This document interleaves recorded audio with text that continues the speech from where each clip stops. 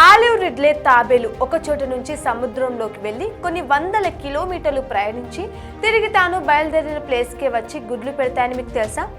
అసలు తాబేలు ఆ ప్లేస్ని ఎలా గుర్తు పెట్టుకుంటుంది అనే డౌట్తో తమిళనాడు అటవీ శాఖ శాటిలైట్ ట్యాగ్ డివైస్ను వాటికి పెట్టి రీసెర్చ్ చేసింది.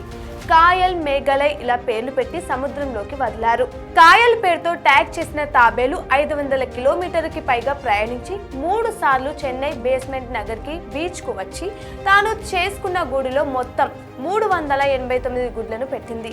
అలాగే మేఘలై పేరుతో ట్యాగ్ చేసిన మరో తాబేలు ఇదే బీచ్ కు 2 సార్లు వచ్చి 211 గుడ్లను పెట్టింది. తాబేళ్లు తీరం మీదుగా ఇతరాత్ర రాష్ట్రాలకు, అరేబియా మహాసముద్ర తీరానికి కూడా వెళ్లి ఏటా తమిళనాడు తీర ప్రాంతాలకు తిరిగొస్తున్నట్లు అధికారులు అంచనా వేస్తున్నారు. ఆ చోటు గుడ్లకు, సంతానానికి సురక్షితమని అవి భావిస్తున్నట్లు పేర్కొన్నారు. ఇలా తాబేళ్ల గమనాన్ని అంచనా వేసి అవి గుడ్లు పెడుతున్న 10 తీర జిల్లాల్లోని 49 ప్రాంతాల్లో సంరక్షణ కేంద్రాలను ఏర్పాటు చేశారు అక్కడి అధికారులు.